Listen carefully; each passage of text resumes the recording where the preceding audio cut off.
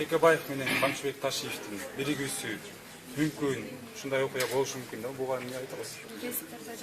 Эми бул биздин эми Камчыбек Ташиев менен жакшымын. Ал менин үкам болот. Андан эч жака качып кутула албайсың. Бул факт. Бул факт да, факт берип атам силерге. Ал үкам, качып кутула албайм. Мамилебиз бар. Бирок эч убакта биздин бир саясий планыбыз болгон эмес. Мамилебиз жеке деңгээлде. Мына ушудан пайдаланып айтып кетким келет. Камчы ушул мен түрмөдө жатканда дагы передача деп коет.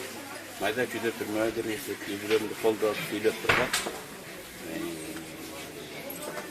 Өз пикирин жашыбай, асалык малына каражаттары дагы айтып турган. Мен ага терең ыраазымын, рахмат айтам. Аны менен жолугушуп турат. Кечээ Салянованын иши боюнча сурайын, партиялашыңыз 6-августка чогуу отургасыз.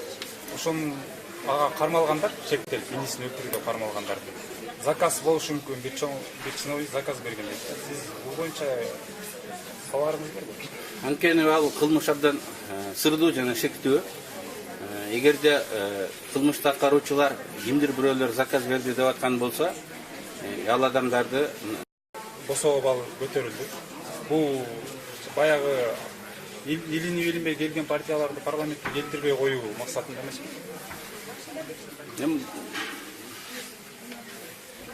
Ар кандай иш аракеттин бир нече максаты болот. Ачык элге айтылган, анан көмүскө коштоп жүргөн. Ачык максаты партиялашты ирилештирип, партияларды бириктиргенге шарт түзүү болсо, көмүскө максаты чоң күчтүү партиялар өтүп, майда партиялардын мындай жок болушуна алып келет. Ким майда партия? Акчасы жоктор майда партия. Ким майда партия? Жаштардын партиялары майда партия. Ким майда партия? Карапайым адамдардын партиялары майда партия. Демек бул демилге олигархтардын, байлардын, бийликтегилердин партиясынын өтүшүнө шарт түзөт. Жаңы күчтөр, жаңы адамдарга тоскоолдук жаратат. Ошондуктан бул барьер прогрессивдүү эмес. Муну 3%ке чейин төмөн түшүрүш керек. Мына Ош базарындагыдай соодалашат да, 7%, 5%ке түшүрөйүк дейт. Жөн эле, эмне үчүн экенин билет. 7-5 ал көп дейт да. Ар нерсенин маңызы болуш керек. Ар нерсенин. Мисалы мен 3%ке түшүрүш керек дейм. Эмне үчүн? Биринчиси жөнөкөй арифметика. Бизде 1% добуш алган партия 1,2 мандат алат.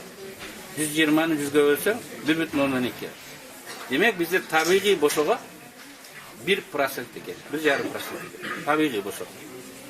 Жарым мандат болбойт да. А партия деген эмне? Партия деген бул топ. Бул команда. Жок дегенде командада 3-4 депутат өткөндөй болуш керек. Ошон үчүн мен 3% деп атам. Бул арифметика жагынан айтат. Эми саясий практика жагынан айтайын. Украинада Зеленский 3%ке түшөрүм деп атат. Партиялык тизме гибкий болсун деп атат. Биз айтканды ал деле айтып атат. Грузияда партиялык тизме гибкий болсун 3%ке түшсүн деп атат. Армения 3%ке түшүрөбүз деп атат. Көрдүңөрбү, биз эле эмес, бүтүндөй ушул жаңы өлкөлөрдө демократия бар деген жерлерге, жаңы күчтөргө, карапайым адамдардын саясий уюмдарына парламентте жол ачып берейик деп атат. Бул эл аралык тажрыйбадан, бүгүнкү саясий практикадан улам алынып отурат. Биз анын жөн эле мындай Ош базарындагыдай эле соодалашпашыбыз. Ар бир айтылган сөздүн маңызы болуш керек. Ал эл аралык жана өзүбүздүн тарыхый тажрыйбаларыбыз менен негизделиш керек.